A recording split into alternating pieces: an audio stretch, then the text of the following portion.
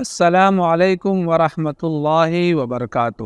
آج ہم اس موضوع پر بات کریں گے کہ قبلے کی طرف پیر پھیلانا کیسا ہے۔ تو اس بارے میں آپ جان لیں کہ قبلہ وہ ہے جس کی طرف ہم اور آپ منہ کر کے نماز پڑھتے ہیں، اور اللہ کے پیارے محبوب صلی اللہ تعالی علیہ وسلم جب ہجرت کر کے مدینہ طیبہ تشریف لے گئے تو 16 یا 17 مہینے آپ نے بیت المقدس کی طرف منہ کر کے نماز پڑھا، لیکن آپ کی دلی خواہش تھی کہ ہمارا قبلہ کعبہ ہی رہے۔ اسی لیے اللہ تبارک و تعالیٰ کی طرف، اس کی رحمت کی طرف آپ بار بار آسمان کی طرف نگاہ اٹھا کر کے دیکھتے تھے۔ اسے اللہ نے بیان فرمایا، قد نرا تقلب وجهك في السماء فلنولينك قبلة ترضاها فول وجہ کا شطر المسجد الحرام۔ اے محبوب، ہم آپ کا بار بار آسمان کی طرف چہرہ اٹھا کر دیکھ رہے ہیں، ان قریب ہم آپ کا وہی قبلہ کر دیں گے جس سے آپ راضی ہو جائیں گے۔ فولی وجہ کا شطر المسجد الحرام، تو اپنا چہرہ مسجد حرام کی طرف پھیر لیجیے۔ تو یہ بات تو واضح ہو گئی کہ کعبہ شریف ہماری نماز کے لیے قبلہ ہے۔ اب قبلے کا ادب تو یہی ہے کہ آدمی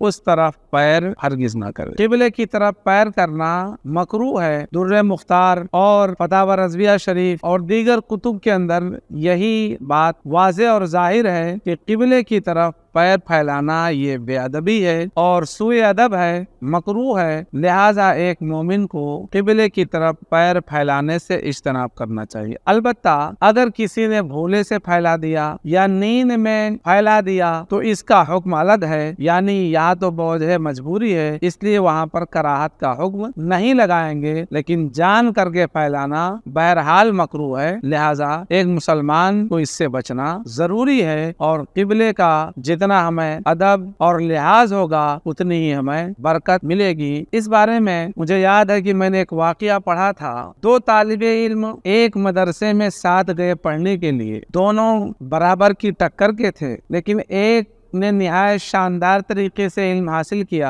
جبکہ دوسرا علم میں کمزور ثابت ہوا۔ لوگوں نے تحقیق کرنا شروع کیا کہ آخر کیا وجہ ہے کہ ایک علم کے میدان میں اچھا نکل گیا اور دوسرا کمزور نکل گیا۔ تو جب تحقیق کرنا شروع کیا تو ان کے پڑھنے کے انداز کو جب دیکھا گیا کہ یہ لوگ بیٹھ کر کے کس طریقے سے پڑھتے تھے تو وہاں پر ظاہر ہوا کہ ایک قبلے کی طرف منہ کر کے پڑھتا تھا اور دوسرا قبلے کی طرف پیٹھ کر کے پڑھتا تھا۔ لہذا قبلے کی طرف جب پیٹھ کیا تو وہ نور علم حاصل نہیں ہوا، تو اب اگر کوئی جان کر کے پیر پھیلائے گا تو پھر یہ بے ادبی کی بات ہے، لہذا بچنا ضروری ہے۔